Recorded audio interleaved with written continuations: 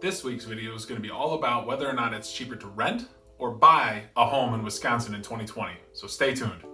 Hey everybody, this is Alex Witty, the Witty Realtor. Welcome back to my channel. If you haven't already, please hit the subscribe button to make sure you don't miss out on future content if you're interested in all things real estate. So today we're going to talk about whether or not it's cheaper to buy or rent. So let's dive right in.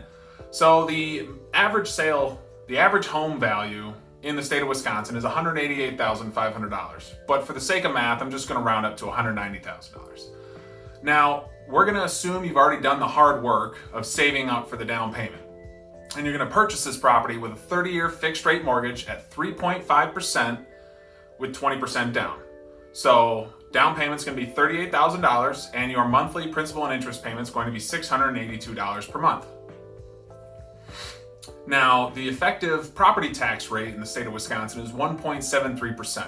So for this home, your annual property taxes are going to be $3,287, or roughly $274 per month. And most lenders, almost all lenders, are going to require, if you have a mortgage, to insure the property, insure your home. So the average insurance for a home of this value is $1,313 or $109 per month. So now you're at $1,065 per month as your monthly payment. Now most people, when they're considering buying a home, that's all they look at. They look at the monthly payment and they say, well, I make $3,000 a month and $1,000, I can afford $1,000. Well, there's a little bit more that goes into it. Like, for example, things that need repaired. A roof. A roof is only going to last you 20 to 25 years and it's going to cost you $15,000 depending on where you're at to replace it. An HVAC system, that's going to go out every 15 to 20 years, and that's going to be somewhere in the neighborhood of $10,000. And now you're going to have a water heater that goes out every 10 years, and that's going to be $2,500. And then a whole bunch of other miscellaneous things, dishwasher, washer and dryer, the paint in the house is going to wear out. So let's just add on another $38 or so to round out the total monthly repair budget of $150. So all of those big items and a bunch of small items wrapped up into $150 a month you need to set aside for repairing the home. So now you're all in $1,215 per month to own this home. But there are a few things that work out in your favor. There's equity. So in the first year on that mortgage, your principal and interest payment, the principal is actually paying down the portion of the home. So you're going to become greater ownership as you go through this mortgage. So in the first year, you're going to gain almost $3,000. It's $2,917 in equity, or $243 per month.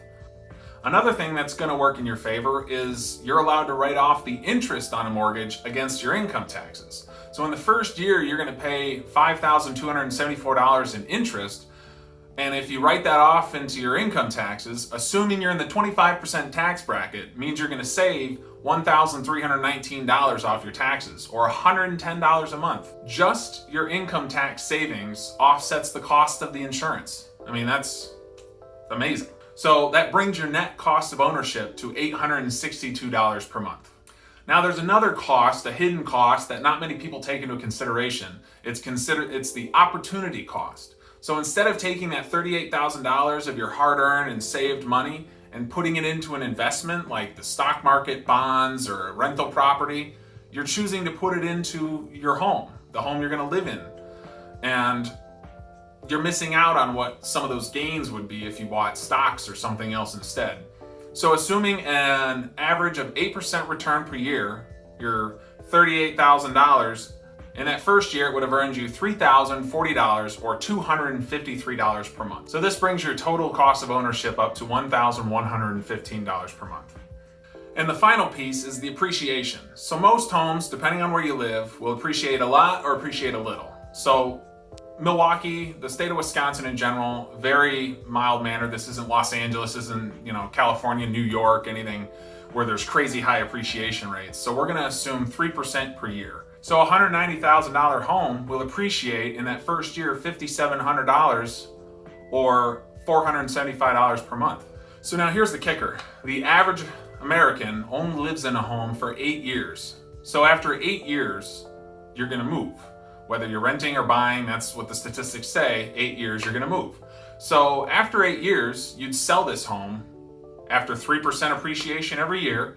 So you're going to sell this home for $240,500. So upon the sale of the home, you're going to pay a bunch of fees. You're going to have closing costs, transfer tax, title insurance, realtor commissions, and other fees totaling about 7% of the value of the home.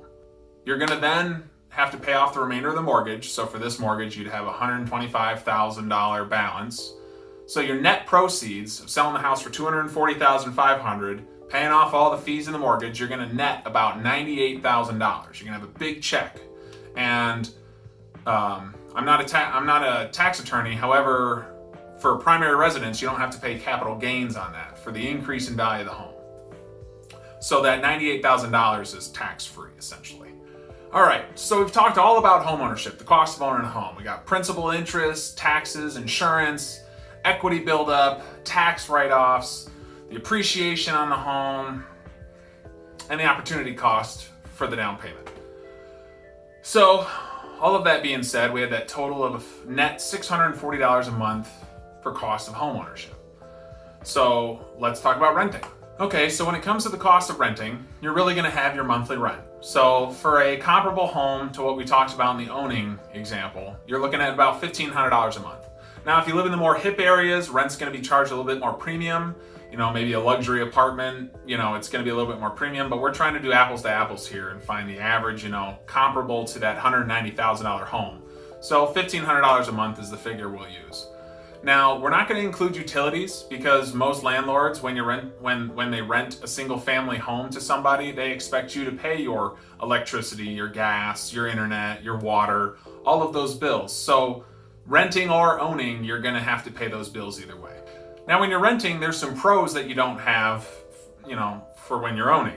Like, depending on your lease situation, you can just pick up and leave. If it's a 12-month lease, the minute the lease is up, you can just pick up and leave. Sometimes you can negotiate with the landlord an early dismissal. So if you have a great job opportunity, or you decide to buy a home, or a whole bunch of different opportunities present themselves in life, you can just pick up and leave. There's no headache of selling. You don't have to enlist a realtor and get the house sold and get the house painted and cleaned up and all that stuff. And you're not going to have all those costs that come with selling a home. That 7% commissions and fees and all that stuff I mentioned earlier. You don't have that when renting. You just get a moving truck and leave. Another benefit of renting is you're not going to have that opportunity cost. You're going to be able to take that $38,000 you worked so hard to save and invest it into the stock market for that 8% average return we talked about. So that's going to bring you back $253 per month in cash flow.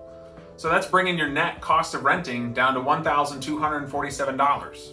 All right, so brass tacks. After 8 years, what are we looking at? We're looking at, for renting, you would have spent $144,000 in rent over those 8 years. Versus owning, you would have only spent $117,000 out of pocket. That's nearly $27,000 more for renting. Additionally, after those 8 years, when you're ready to move on to your next place, what are you left with? Well, in the instance where you're renting, all that rent, that $144,000 would be gone. So the only thing you're left with is that $38,000 that you invested in the market. It would have grown with that 8% return to about $70,000. So when it's all said and done, you have about $70,000 in cash. Versus when you owned, after selling the property and paying all those fees and all of that hubbubaloo, you've got that net proceeds of $98,000. So you have $28,000 more and you spent $27,000 less than renting. So in my book, owning is the better thing long term. Now, obviously, everyone's life is different. If you're in college or you're moving state to state, if your life is pretty fluid, then obviously short term, it is better to rent. But it's all about one's lifestyle. It's all about a lifestyle choice. And also, my example here didn't really take into account other things. There's market volatility. So if you owned a home, the market could have gone down over those 8 years instead of up 3%. These are just assumptions I'm making. So if the market went down, then renting actually would have come out ahead. There's also other benefits to owning that I didn't mention earlier, but I mentioned some pros about renting. So I figured I'd bring these here. So when you're owning, you actually get to have your own personal flair. You get to paint the rooms, maybe rearrange the floor plan. You can actually own pets. A lot of landlords don't like pets, or if you have pets, then they're gonna charge a premium for it. So, you know, there's pros and cons there. So there you have it. I hope I answered the question of whether it's cheaper to rent or buy here in the dairy state of Wisconsin.